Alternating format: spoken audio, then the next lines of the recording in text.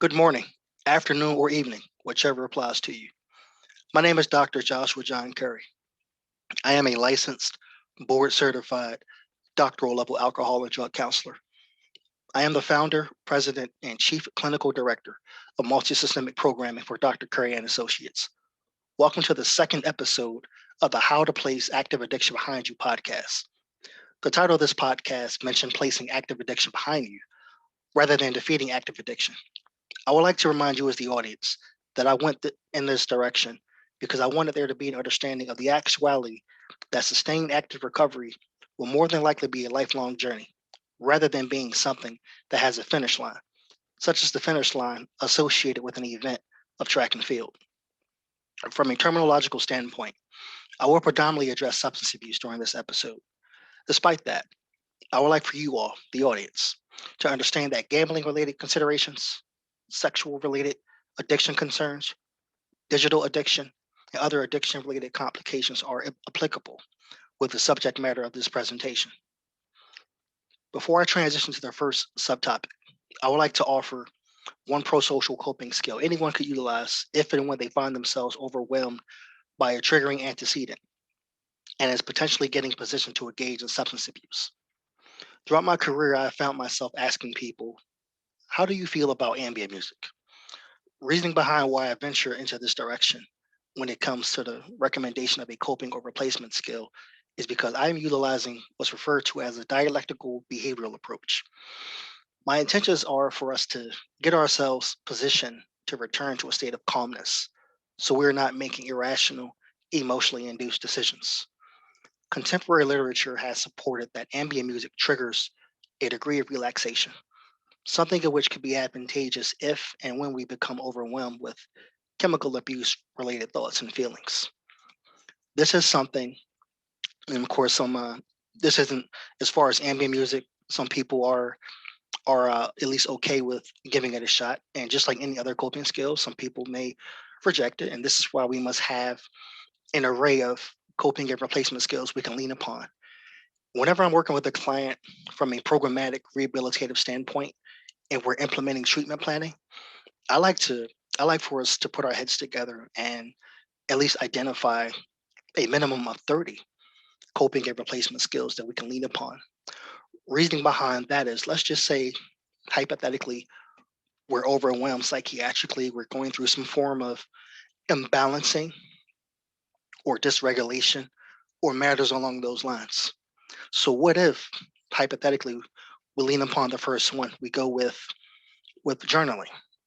As we're journaling, we're into it for 15 minutes, 30 minutes, an hour, and we're not getting to a point of calmness. So now we must transition into something else so we don't reach out and make that notification that we perhaps shouldn't make. And what I mean by that is notify someone who could perhaps get us in a position to engage in chemical abuse. So as far as this one, I'm recommending ambient music. So in ambient music, it gets us to a point of calmness. So now we're not in that state of rage or imbalancing or dysregulation. We're not making those irrational, emotionally induced decisions. This is something that I've actually, and I wanted to mention this during this episode. This is one of the last clients I spoke with not too long ago. This was something that I recommended to her. She had just received some very unfortunate news, and with the news that she did receive, it did cause her to experience a significant form of psychological dysregulation. She did notify me, and luckily for us all, that I was available, and I was able to engage with her instantaneously. So at least there wasn't a waiting period. So I was available. So as far as there wasn't there wasn't an opportunity for her to reach out to perhaps someone antisocial. But during our engagement telephonically, I did hear some loud noises in the background. She did admit to me that she was destroying her apartment. So as far as what was taking place with her, what I was asking her to do is I said, okay, we have this problem in front of us.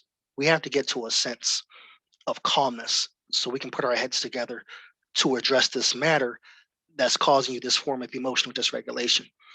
So I'm hearing banging and banging in the background. So I'm asking her, what was that? She shared with me that she had just essentially knock down a wall. So unrelated to what's bothering her, we're now facing additional problems that we're going to have to face as far as her security deposit with her apartment. It matters along those lines, getting those damages repaired. What sort of structural damage could we be inducing because of what we're doing? So what was taking place here is I'm asking her, okay, begging the walls and knocking down your walls, how is that helping us with this problem that you have in front of you? And this is where I'll sit and I'll wait for an answer. So what I'm doing here is I'm talking to her calmly, and I'm getting her to transition into one of the coping and replacement skills that we had agreed upon as far as when her treatment planning was formulated. So I'm getting her to at least talk calmly.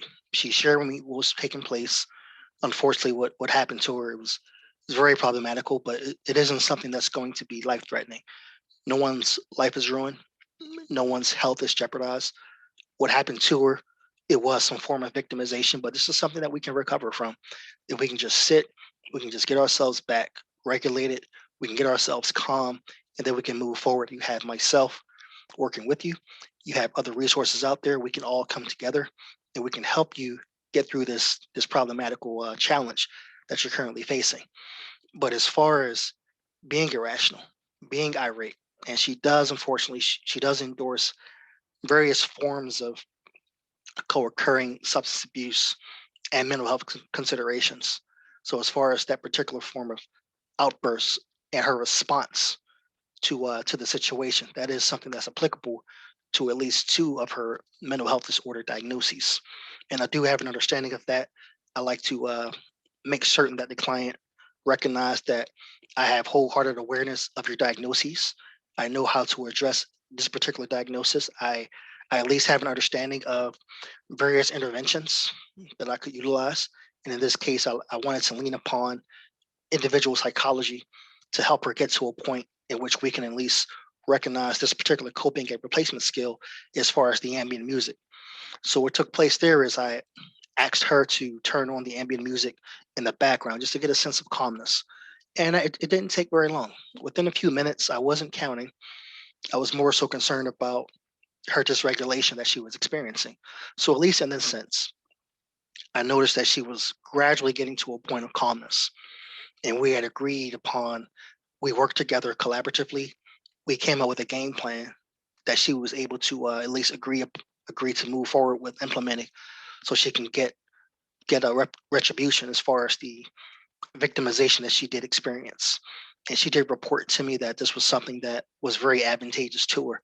So as far as what I'm doing with these episodes, I at least my intentions are to lead off each episode before I start with a subtopic. I just want to offer a coping and replacement skill. I'm going to do the best that I can as a practitioner to make certain that I'm offering as many as possible before I start replicating myself, before I start repeating myself. Hopefully, with all of my professional and even personal experiences, hopefully it's a very long time before I ever have to repeat myself. But also, there isn't anything wrong with going over any form of information or resources more than once. So if that is something that happens, that's no big deal. But at least I'm telling you as the audience, so we can move towards placing active addiction behind us, such as the title of this particular podcast, and I'm using that as the main topic or the main subject of every episode. And I will have corresponding subtopics moving forward. But as far as with this particular episode, I wanted to at least offer the recommendation of ambient music. And in this case, this person was going through some form of emotional dysregulation that was triggered by victimization that she experienced. So in this case, we were communicating telephonically, and things were, at least from what she had disclosed to me, things had moved in a positive, productive, pro-social direction. Sometimes depending on the circumstances, what's taking place, I'll take things a little further. So what I'll do here is if I'm with someone or we're speaking telephonically, the vast majority of the time, these particular coping and replacement skills, they're not necessarily something that we're going to do whether we're in a teleconferencing session or we're meeting face to face. at least while we're together. And there have been times in which individual or group or family counseling sessions have transitioned into some form of crisis management abruptly, just from notifications that take place or from dysregulation that was happening prior to, and clients have, which is totally fine. And clients had utilized our time together to work through, or to utilize crisis management to work through what's troubling them, which is fine too. But sometimes I'll take things a little further as far as the ambient music. So I would like to use a little bit of guided imagery under this particular circumstance. What I would recommend to a client, what I'm doing here is, okay, we're approximately 10, 15, 20 minutes into our ambient music. So if the situation, if the environment allows us to do so, such as if we are at home or we're in a safe place, we're somewhere quiet, what I would like for us to do is I would like for us to eliminate all distractions if we can. We can close all of our curtains, our blinds, shut off all of our lights, and I'm excluding any form of diagnoses that may perhaps make that null and void, such as some form of agoraphobia. But if we're not if we're not concerned about any form of agoraphobia or corresponding post-traumatic stress, if we can do so, and under these circumstances, me knowing my client, I wouldn't offer this recommendation.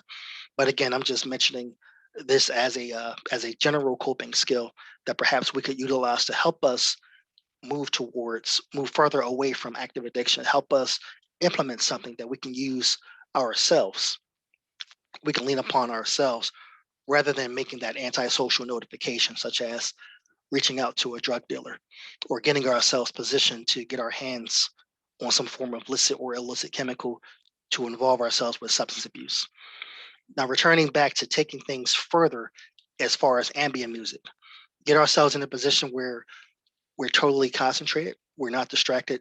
Televisions are shut off, lights are shut off, curtains and blinds are closed. What I want us to do, I want us to lay somewhere in a comfortable, tranquil, peaceful, dark space. Our eyes are shut. So what we're doing here is we're envisioning ourselves. I'm trying to get us to a point of uh of balancing, of regulation. We're envisioning ourselves inside of a box. So what I'm doing here is we reached a point in which we see ourselves inside of this box. The rule here is nothing is allowed to either escape or enter this box. So if we do find ourselves, something's trying to penetrate this box, we're going to reject. That box is closed, that box is sealed. Now, if we find ourselves having something escaping that box, what we're doing here is, whether that's something negative or positive, we don't want anything to escape right now. We got the music going on. We just want to get to a sense of calmness.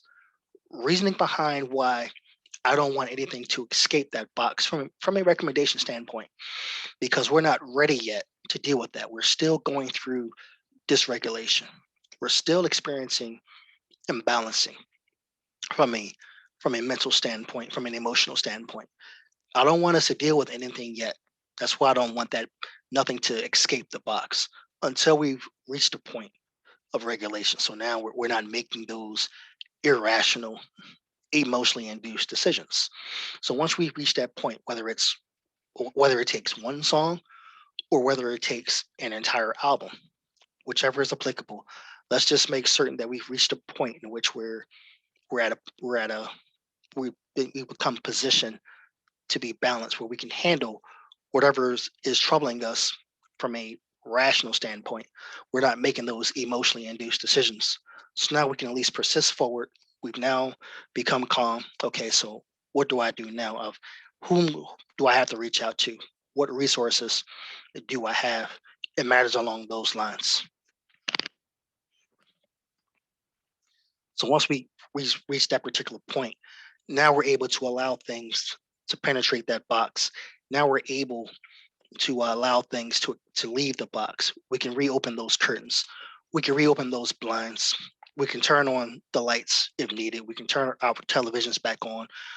We can turn on our cellular phones or whatever devices that we may or may not have with us. So now we can at least return back to the world, so to speak.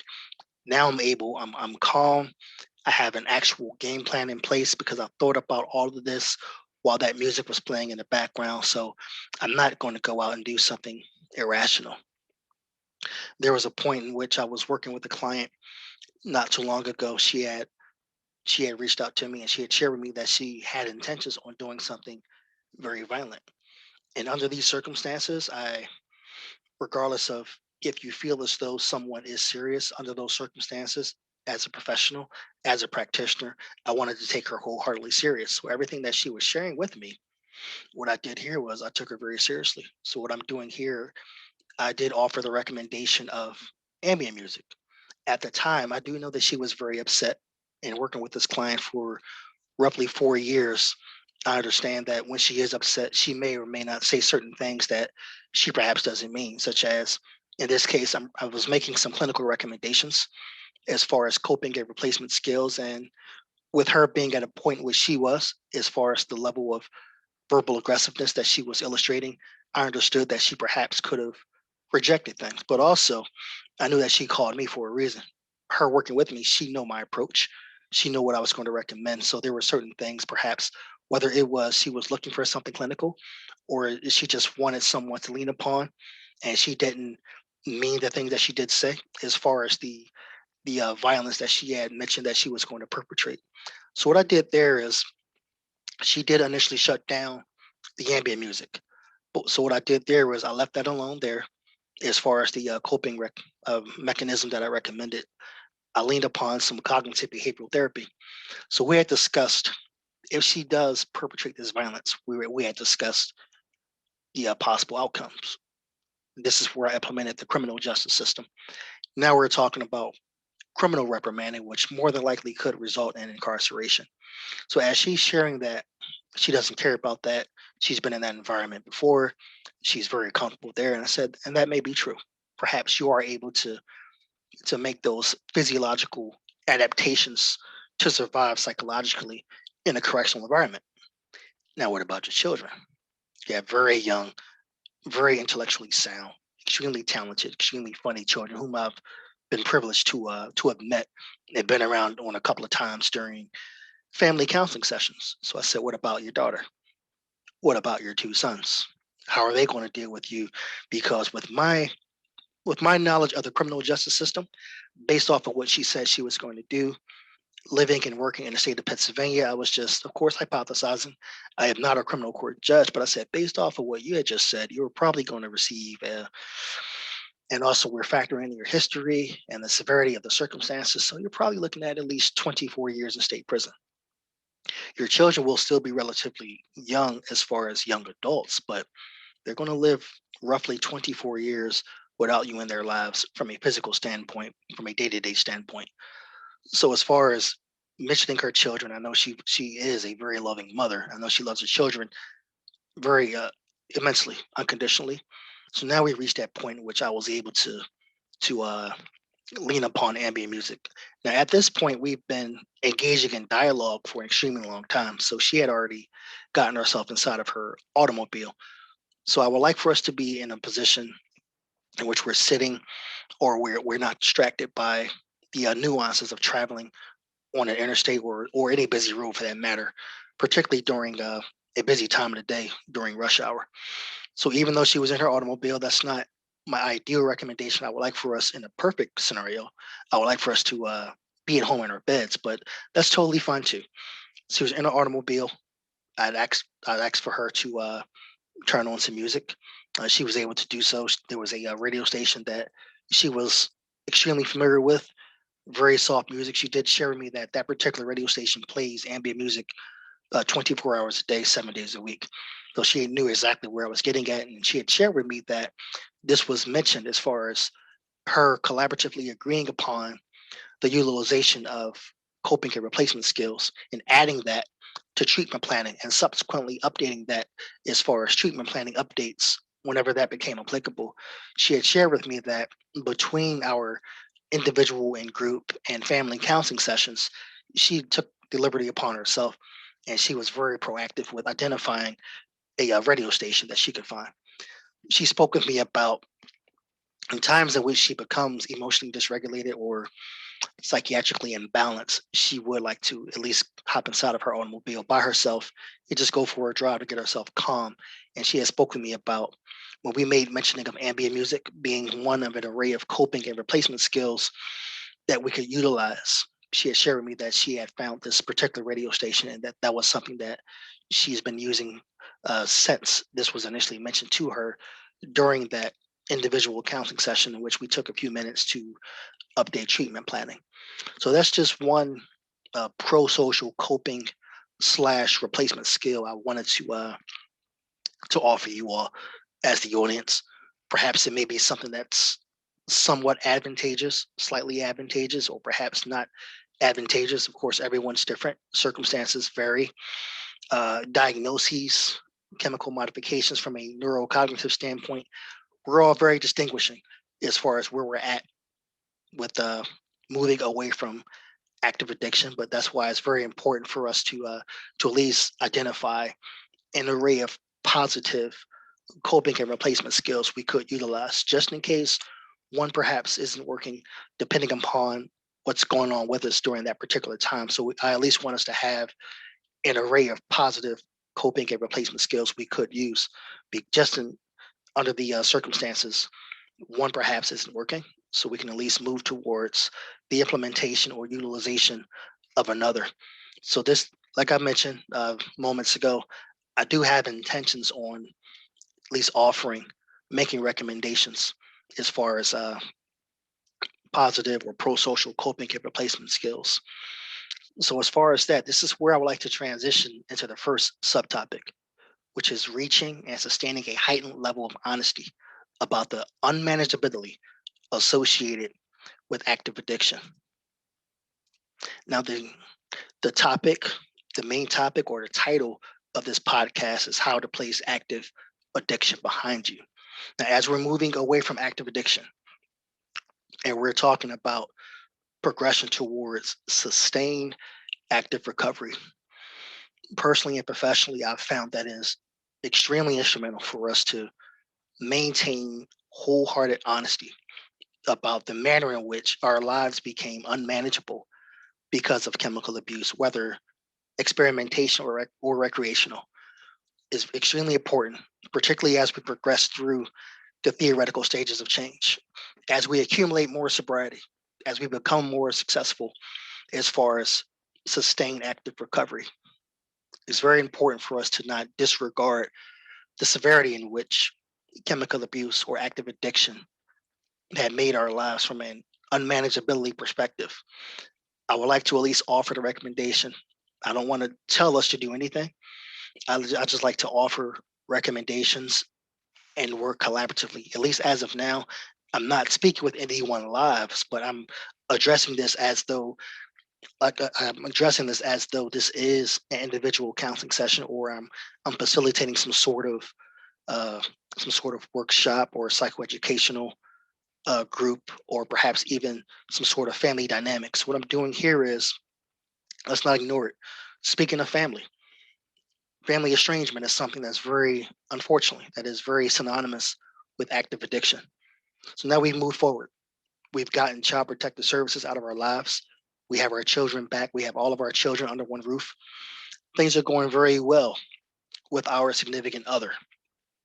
As far as our parents, grandparents, aunts, uncles, siblings, cousins, and other relatives, we're back in our lives. We're engaged. We're meeting weekly or bi-weekly or monthly for family dinners. We're going out for family gatherings. We're going on vacations.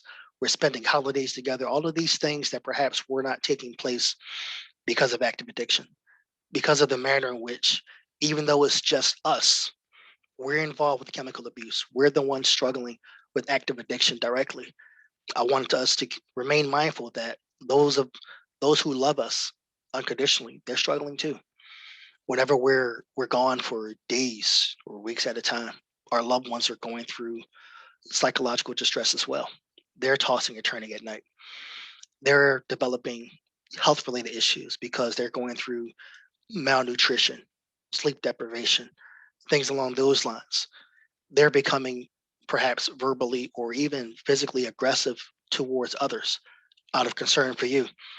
They may not have any idea of where their behavioral modifications are stemming from, but it could perhaps be with us having involvement with active addiction and being out there in the streets and not being accountable towards anyone. Our loved ones could potentially be going through some form of conversion theory with their psychological dysregulation and distress that's taking place. They could have physical ailments with no affiliation with any form of accidents or falls or things of that nature. They could have unexplained physical ailments that could manifest themselves from psychological distress, such as blood clotting, such as seizures, and other forms of physical health related concerns that appear all of a sudden with nothing of significance that could be identified by medical practitioners. This could correlate with conversion theory. And like I just mentioned, whenever we have physical ailments that are taking place, that are manifesting themselves with no explanation, in which we can directly attribute those ailments to, it could be some form of conversion theory in which those physical ailments are becoming manifested through psychological distress and dysregulation. So I would like for us, as we're being wholeheartedly honest with ourselves and with others, as far as the manner in which our lives became unmanageable because of active addiction, I would like for us to at least keep those matters in mind. Let's not disregard those. Let's not look back and say, you know what, perhaps I was in control. Things were not that bad. All I had to do was this or make that adjustment. I still could have had my children. My children didn't have to become involved with Child Protective Services. That only happened because I was engaged in recreational substance abuse. And I'm talking about just, this is actually something that someone shared with me. She was progressing away from active addiction, but I found her, this was a little more than a year later, as things became positive for her. I found her periodically looking back and providing forms of justification that perhaps things were not that badly. What she had shared with me was the reasoning behind why she initially got involved with Child Protective Services. She spoke with me about normally engaging in experimental slash recreational slash iatrogenic dependency induced forms of chemical abuse in the mornings after each of her children were dropped off and tucked away at school. So she didn't have anything to be accountable for a few hours during the day.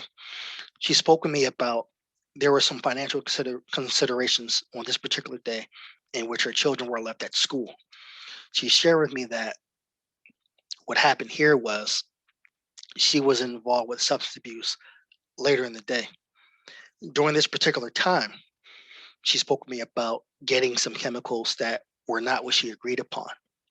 And what happened under these circumstances, her body, there was some form of adverse reaction in which she went through dissociation. She went through a sense of euphoria that was longer than she anticipated. She wasn't at a state in which she was cognizant or aware of, okay, now not only were the children out of school a couple of hours ago, now we're at a point in which school officials are getting close to reaching out there. They're notifying parents, guardians, custodial guardians. They're notifying emergency contacts. No one's answering.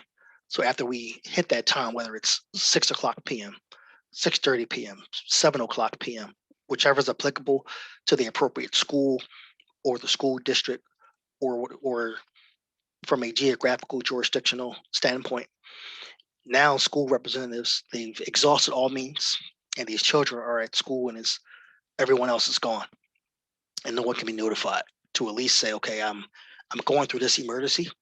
I'll be there in approximately 20 minutes, 30 minutes. Now, the school representatives have no idea what's taking place with the loved ones of these children. So this is where they have to call Child Protective Services. This is where they have to call perhaps even police officers to send someone to the parents' home. This is actually what happened. The school representatives were very concerned.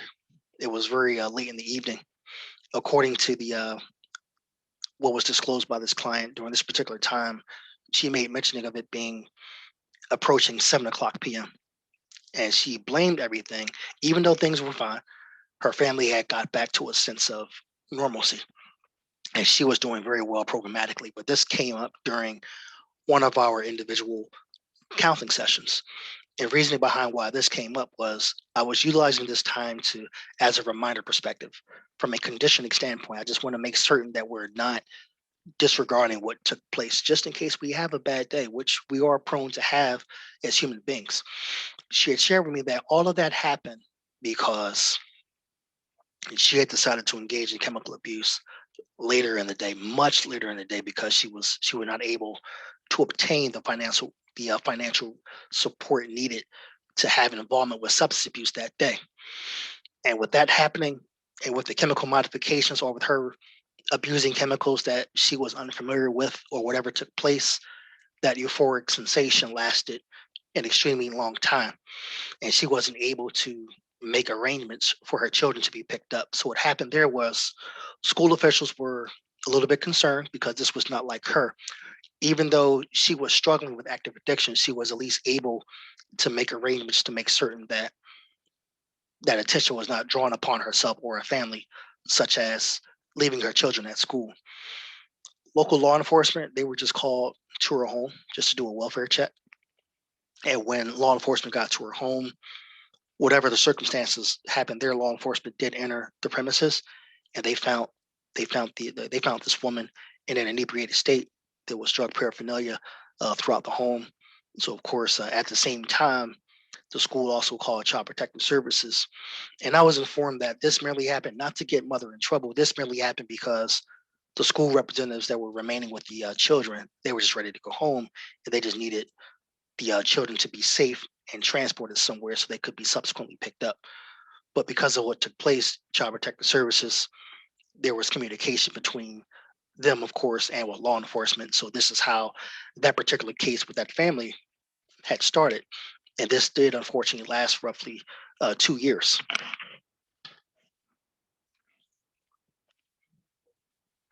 Even though things were fine, things did eventually work themselves out. Mother, I noticed she was just going through some form of minimization, rationalization, justification, whichever is applicable. And I just wanted to remind her that even though we were engaged in substance abuse, as she had mentioned, a little later than normal, and even though those particular chemicals that she was involved with were not what she agreed upon, we were still struggling with active addiction. This is where I reminded her that, let's just say hypothetically, you are still involved with the same chemicals, the same chemical groupings or categorizations that was typical.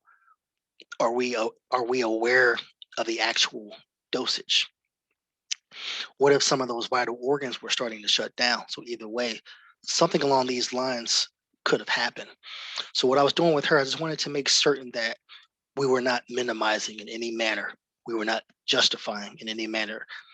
Those negative consequences only happened to me because of this, because of that.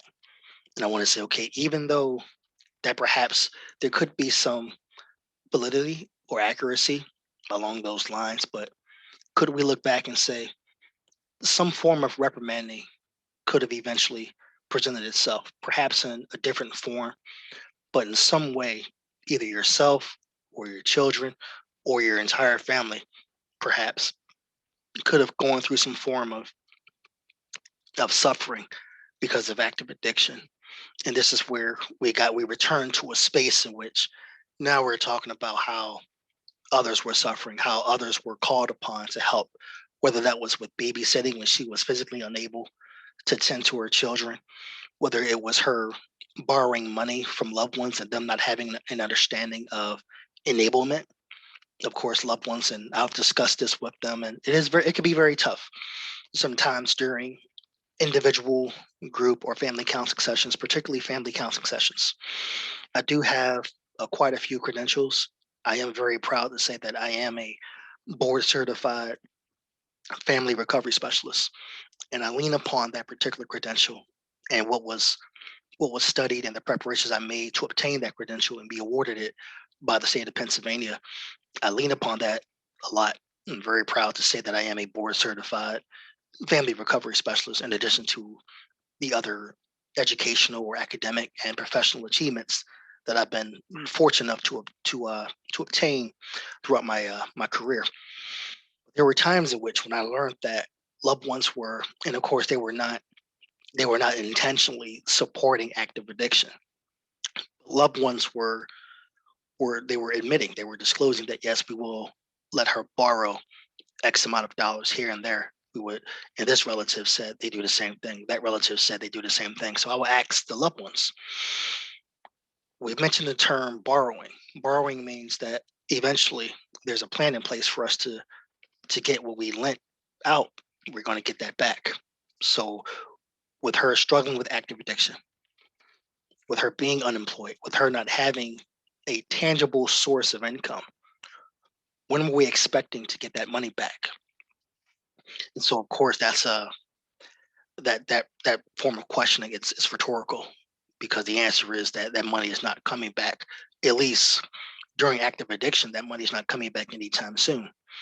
But this is where I would dive into explaining symbiotism, and a symbiote being an organism that attaches itself to a host and takes over a host. So I would say, let's just say hypothetically, our loved one, they've gotten their hands on $60. Would they spend that $60 on chemicals or at least some form of behaviors that could support active addiction? Or would they go out there and say, okay, I owe you $20, I owe you $20, and I owe you $20? I said, what do you think is going to happen? That symbiote more than likely is not going to allow that $60 to be returned to loved ones who let me borrow $20 a few days ago. So that symbiote's going to say, we're not worried about loved ones right now. What we are worried about is chemicals abuse. Let's get those chemicals into our system so we can experience that form of dissociation, depersonalization, derealization, and a euphoric sense of separation from reality. What I'm diving into here is I'm talking about, in this case, I'm talking past tense with this client being early in recovery, still progressing through the theoretical stages of change. So what we're talking about there is I'm putting family in a position to come to the realization that unfortunately, hopefully this wasn't carried out purposely, but unfortunately, you have been involved with a sense of enablement. I'm not saying that our loved ones struggled with active addiction or because of you, because unfortunately, when it comes to chemical abuse, whether we get the money from a loved one directly, or we have to go out there and receive the funding indirectly, including involvement with some form of criminality, the money will be obtained in some form or fashion, even if that includes liquidation of household goods, which I've seen, microwaves, televisions, laptops, jewelry, weapons, and matters along those lines. I've seen it all personally and professionally, as far as the liquidation of household goods just to receive a little bit of money so someone could find themselves involved with substance abuse. So I'm getting loved ones in a position to come to that understanding that yes, we do love our loved one, but we cannot ignore those particular struggles. So if a loved one's asking for money for an electricity bill, hypothetically, I would offer the recommendation, okay, rather than give that loved one in this case, I want to return to $60. Rather than give that loved one $60 of cash, ask for them to log on to their account.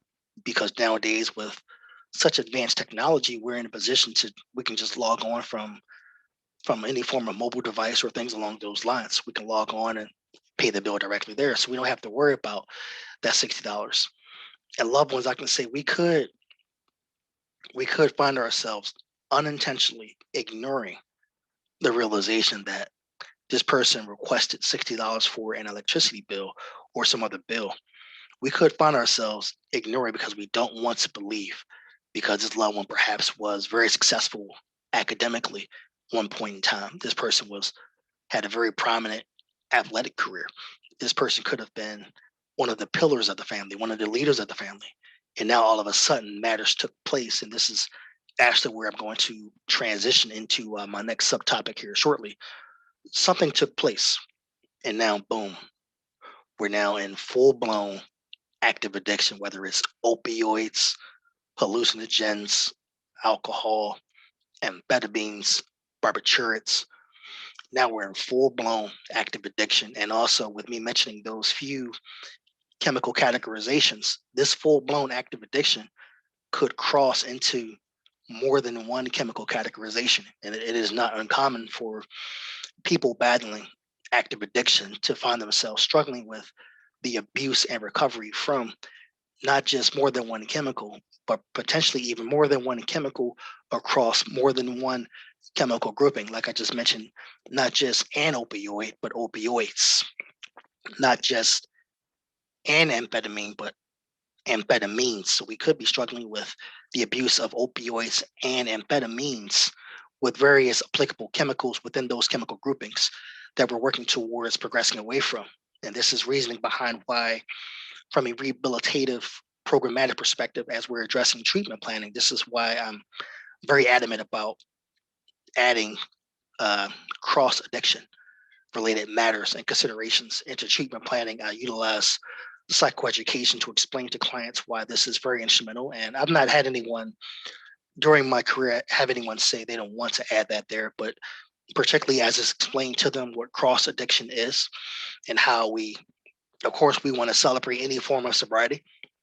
So if a client makes mentioning, and this is something that I've experienced very often during my career, someone may say perhaps, I have not abused any benzodiazepines in roughly 90 days. Well, congratulations. That's wonderful. But we're still involved with the abuse of synthetic cannabinoids and the abuse of alcohol, beer, wine, and spirits. So we're doing well as far as benzodiazepines. So what can we do differently to get the abuse of cannabinoids and alcohol behind us as well? Because we don't want to just become abstinent or work towards active recovery as far as one chemical or one chemical categorization. We want to replicate this across the spectrum as far as substance abuse. And this is why, transitioning into my next subtopic, this is why it's very instrumental for us to identify the source of addiction. And the source of addiction, that is my next subtopic. I've worked with an array of clients throughout my career who share with me they've never smoked a cigarette. They're 21 years or older. They've never had a sip of alcohol, beer, wine, or distilled spirits. They've never experimented with any form of cannabis abuse, such as walking to school in middle school or high school with neighborhood friends or affiliates or classmates, and someone has surprisingly pulled out some form of cannabis and say, let's try it. So now we're going through that peer pressure, something that could be somewhat synonymous as far as from a sociological standpoint here in the United States of America, as far as the experimentation with recreational cannabis abuse. So I work with people who share with me that none of this has ever happened to them. So how do we get here as far as active addiction? There was some form of accident, some form of injury, whether it was athletically or sports related, or there could have been some form of accident at work. I provided clinical services for a client at one point during my career. He loved football, but he had shared with me that he learned that he was not going to progress any further as far as beyond high school with football. He was introduced to rugby by a loved one who had visited him in the United States of America from Great Britain. He was introduced to rugby, and he had came to the realization that the talents and skill set of American football is actually applicable and he could easily transition into rugby. What he had shared with me was he attended a university. They had a rugby team. He was able to walk onto the team and he became very successful. He had shared with me that he became one of their best players, despite the other players on the team having a lifetime of practice, competition, training, and things along those lines. But with him growing up playing American football and merely transitioning over, even though he didn't have official rugby training or competition under his belt in comparison to his contemporaries, the skills were easily transferable with those sports being extremely synonymous with each other. So what happened here was, unfortunately, just like in any sport along those lines, injuries are possible. he did experience some form of gruesome injury. He was placed onto an opioid. He received surgeries, multiple surgeries, and he was placed onto an opioid pain management regimen. So what took place here was the opioid pain management regimen came to an end, but something changed with him.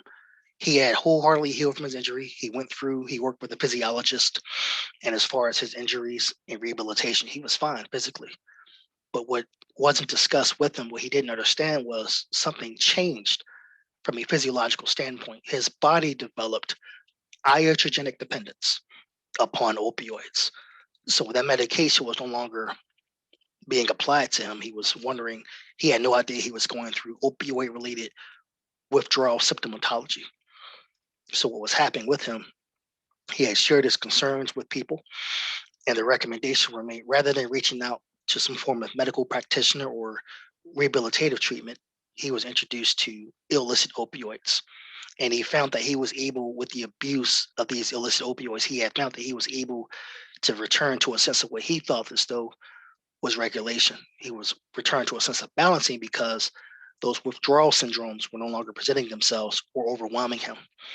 But what happened here was he came to realization that he was transitioning from that pain management, that opioid pain management programming, and transitioning from experiencing some form of opioid related withdrawal. He realized he was transitioning from that to an opioid related form of active addiction. So he had gotten himself into treatment. He had went through detoxification. He had went through withdrawal management, inpatient programming, outpatient programming, and learned the appropriate coping and replacement skills in which he was able to eventually leave treatment. He had gotten himself involved with Narcotics Anonymous and sponsorship. So where I'm going here is still recognizing that source of addiction. Now, this is something that perhaps may not be synonymous as far as everyone's story or the vast majority of people's story who are currently struggling with active addiction as far as an injury from rugby. But this is something that does happen. This is something that I've mentioned and I've been a part of on many occasions throughout my career. So what I do here is we've identified the source of addiction. We transitioned into a sport. We attended the university. Our loved ones were supporting us financially. We were so successful that we were able to get a scholarship. And now that financial burden was removed from our family because we were doing so well athletically, as far as transitioning into a brand new sport that we had just picked up from a loved one visiting from Great Britain. So what happened here was the gruesome injury took place. We received surgeries. We went through physical rehabilitation with a physiologist, which was great as well. But he had the best working with him. He was placed onto an opioid pain management program regimen. That came to an end. So what I'm doing here is that came to an end. An opioid related active addiction subsequently took place, manifested itself. So what I'm doing here is, as I'm working with this client, particularly as we're coming to an end of our time together, and we've collaboratively agreed upon that we are doing well. Perhaps now it's appropriate for us to no longer meet once a week. We can transition down to bi-weekly. We reached a point in which we can transition down to once a month. Now we reached a point in which we're seeing each other once every other month. So now we've reached that point. Okay, we can discuss discharging from programming. We reached that particular point as far as with you. Now, of course, active recovery, like I mentioned during the commencement of this episode, it's something that more than likely will be a lifelong journey. But as far as coming in and receiving clinical individual counseling sessions or family counseling sessions or group counseling sessions, that point, that chapter of your recovery is coming to an end. So what I'm doing here is we've recognized the source of active addiction. Our source was the injury obtained during athletic competition. So even though our athletic career is over, we've reached that age in which that part of our life is done. We can still get injured. People may not realize this, but we could blow our Achilles just barely from doing nothing. Just sitting here watching this episode, our Achilles could pop. The human body is very fascinating, but something along those lines could be scary, and that could require surgical proceedings, that could require some form of pain management programming afterwards. So what I'm doing here is, whether it's our Achilles popping without being affiliated with any form of activities, whether it's an automobile accident, whether it's a slip and fall down some form of stairs, or something along those lines. Perhaps even, hopefully not, but perhaps even experiencing some form of crime victimization that's associated with some degree of violent offense. What do we do if we reach the point in which we're now going through hospitalization, we're now going through surgical proceedings, and as well as followed by the subsequent perhaps pain management program regimen that's needed? What do we do? What do we do differently, knowing that this will come to an end?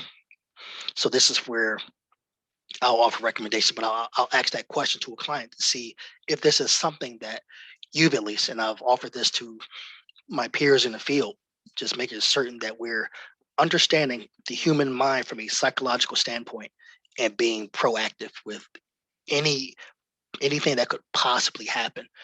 Because what we want to do is we want to be proactive. We don't want to be reactive. If we're proactive and we've at least identified certain things that could take place, certain things that may happen, we at least could possibly have a plan in place in which we're moving towards identifying that, we're moving towards pro-socially handling those hypothetical situations. So in this particular case, the client shared with me that this was something that he has been cognizant of.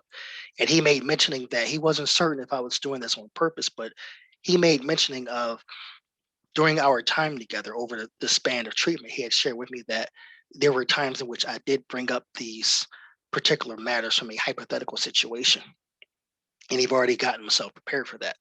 He did share with me that with him being relatively young and from both sides of his family, from a genetic standpoint, people live to be very long, live very long lives. We're talking deep into their 80s, 90s, and he shared with me that he's met multiple relatives from both sides of his families who were well above the age of 100 years old. So he shared with me that this is something that could happen with him, of course, God willing, and with those genetics, with him being perhaps genetically predisposed to live a long natural life. He spoke to me that increases the likelihood of him experiencing some form of physical injury. But what he spoke to me about was, of course, we can do the best we can to be careful, but injuries and accidents, there's a chance they could happen.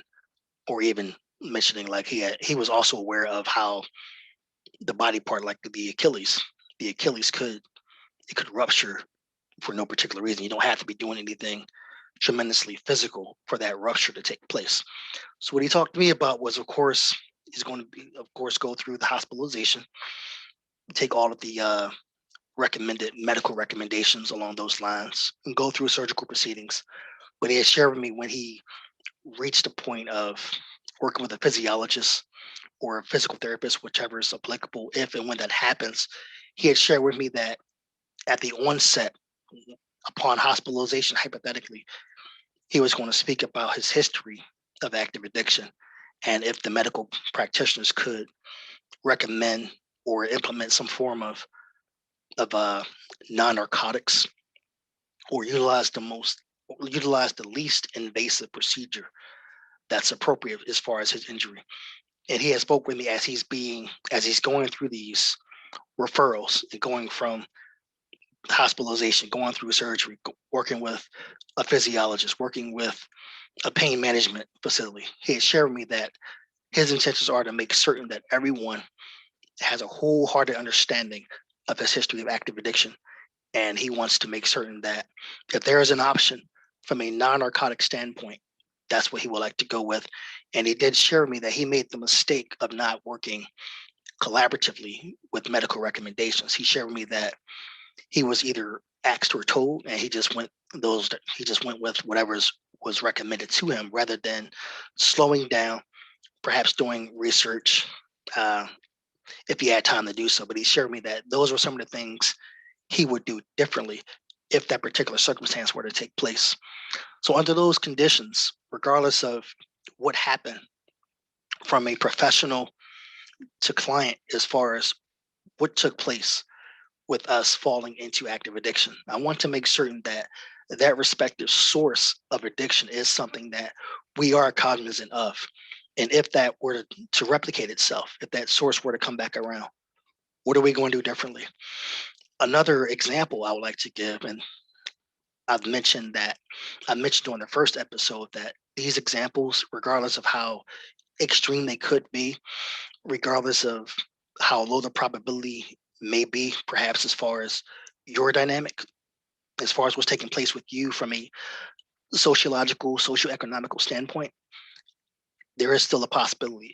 Whether it's less than 1%, it still could happen to us.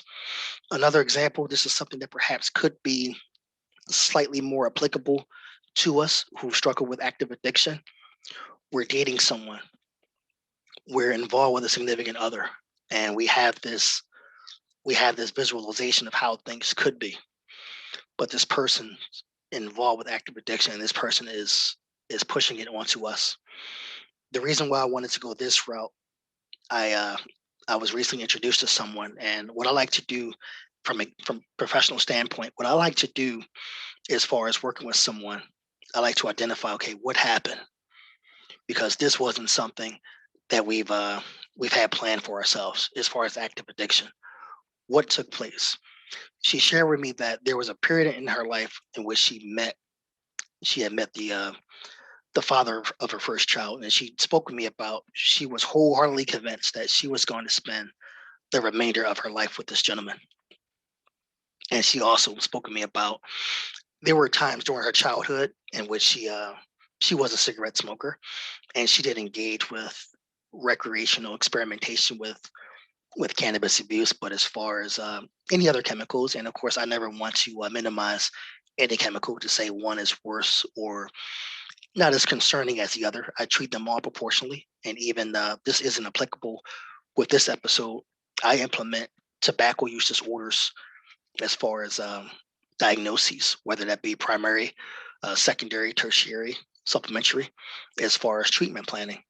So I take everything seriously, and I will spend just as much time addressing a tobacco use, some tobacco use disorder moderate diagnosis as I would an alcohol use disorder severe diagnosis. I treat them all proportionally because they all could put us in a position, whether it's something pertaining to progressing away from active addiction or the triggering of psychiatric episodes. They're all applicable. But with this particular client, she shared with me that active addiction was not something that she was concerned about prior to meeting this gentleman. But she spoke to me that she was head over heels in love. I'm just paraphrasing.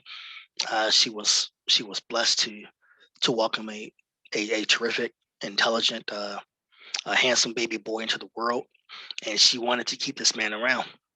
She spoke about their sexual relationship, and she had shared with me that he was only comfortable engaging in intercourse when under the influence of central nervous system psychostimulants. And in this case, she spoke about various forms of cocaine. And she was, as we can imagine, she was very reluctant. You know, she spoke with me about telling him that she is very happy with their life from a sexual standpoint, and she loves him, but she was not comfortable as far as the abuse or introducing cocaine into their sex life. But she shared with me that she made the decision just to experiment with a very small quantity initially, just so he was happy and just so he was comfortable from a sexual standpoint. Now, of course, looking back, that was something that she wished she could redo. So what took place here was she was under the impression that she was only abusing a small amount, not realizing that from a quantitative standpoint, as far as the development or the manifestation of a full blown cocaine related active addiction, the quantity doesn't matter. We're not aware of the potency of the product. We're not aware of our physiological, biological makeup as far as introducing any form of cocaine whether it's cocaine hydrochloride powder or any form, regardless of the alkaloid. Cocaine is a central nervous system psychostimulant, and we as human beings, we have a central nervous system. We had no idea how our bodies will react from a physiological standpoint as far as the introduction of cocaine into our central nervous system. So what happened with her was her body responded in a way in which there was the development of iatrogenic dependence. So now she was under the impression that she was only going to use a very small quantity of cocaine just to engage in the happiness as far as with her significant other at the time, as far as their sexual relationship. But what took place here was she did develop unfortunately, she developed active addiction, which spanned the course of more than a decade and a half of her life.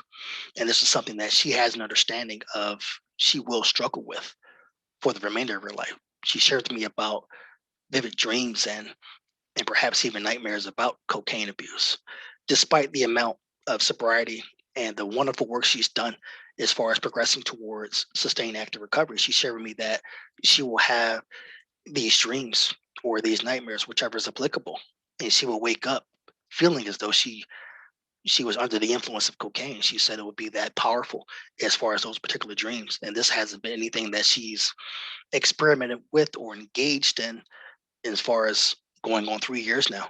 But despite all of that, with her past, this is something that still troubles her from a psychological standpoint, particularly with the dreaming and other things that took place that perhaps had bearing on her developing some form of post-traumatic stress that she has not disregarded from a programmatic standpoint.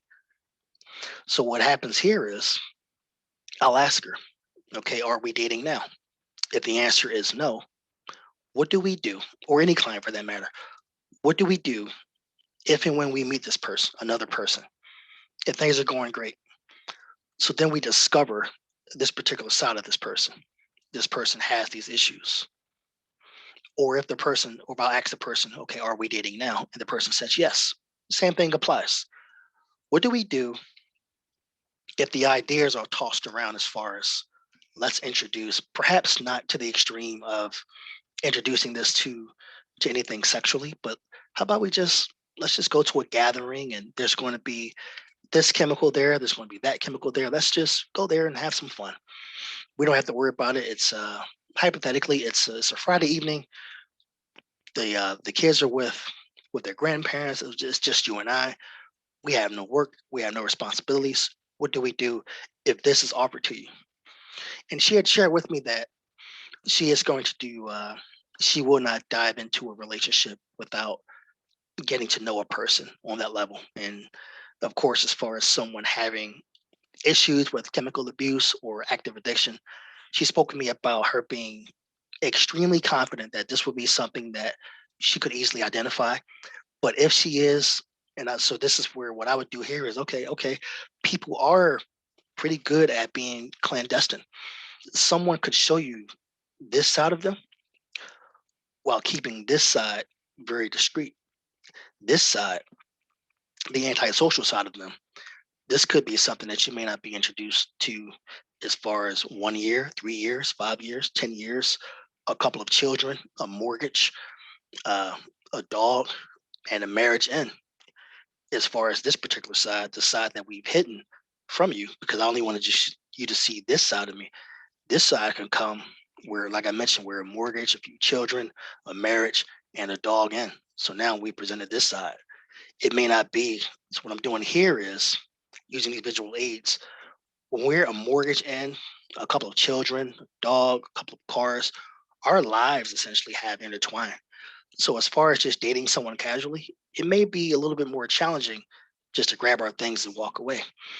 But she has spoken to me about she's going to be very diligent as far as not rushing into any form of relationship, whether it's some form of intimate relationship or some form of just a friendship. She's going to make certain that regardless of whom she have in her life, she's made certain with her experiences.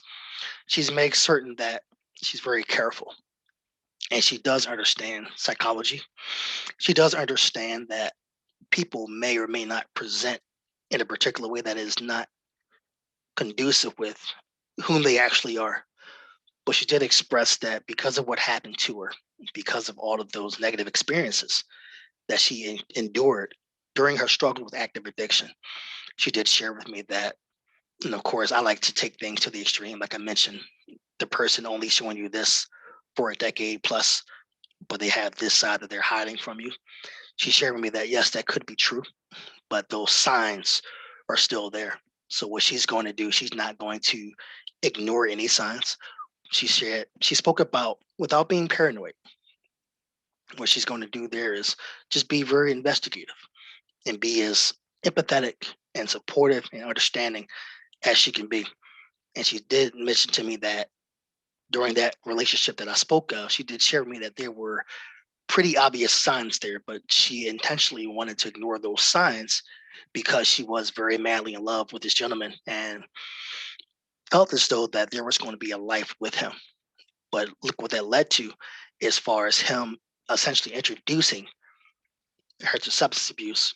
She fell into active addiction, went through many troubles, including various stints of incarceration, not just in county, but state as well as federal correctional facilities. She spoke about multiple bouts of street homelessness, including sleeping under multiple bridges during winters here in southwestern Pennsylvania. And it does get, depending on the year, it gets cold every year. But there's been winters in which I've seen it get below zero, particularly overnight, and I can only imagine the uh, the physical pain, the psychological pain of sleeping under a bridge, and it's well below 0 degrees outside. So those are matters as far as the identification of the source of addiction. And what I'm doing there is, what if it comes back around again? Perhaps in a different form, but still that source. What do we do differently? Are we going to be proactive? And I feel as though, as far as remaining wholeheartedly honest about the unmanageability our lives became and how that correlated with active addiction, and recognizing and constantly remaining aware of the source of addiction, of the source of our active addiction. And what if it presents itself again, whether it be some sort of circumstance or type of person? What do we do differently with our experiences? And that's how, in understanding those, recognizing those, we can use those in conjunction with each other. We can use those to progress towards sustained active recovery and keep active addiction in our past. Like I mentioned during the onset of this episode, the intention is not to defeat active addiction, because unfortunately there could be times in which those triggering antecedents could present themselves. They could be so overwhelming that we may have that lapse or relapse into active addiction. But this is where proactivity could be very beneficial. Let's remain on the lookout. Let's keep ourselves cognizant. Let's have those positive coping and replacement skills in place. So just in case those bad days or those bad circumstances present themselves, we are at least somewhat more prepared than we were during the onset of our struggles with active addiction. This will conclude this episode. I genuinely hope you found the information informative and that either you or someone you know could benefit from this platform. If so, think about liking and sharing this video. If you have not already done so, look into subscribing to our YouTube channel, which is Dr. Joshua John Curry, ED.D. And hit that notification bell so you can be notified when videos and presentations have been uploaded to YouTube. In addition to this episode, we have multi-systemic presentations that our organization put together and upload. There is also a parenting related podcast located on our channel. Whenever you have time, visit our website at www.drcurryandassociates.com, which will connect you to our company, which is named Dr. Curry and Associates. Look into viewing and following us on Twitter. Our Twitter handle is at Dr. Joshua Curry. Thank you again for taking part in this presentation. I will catch you the next time around.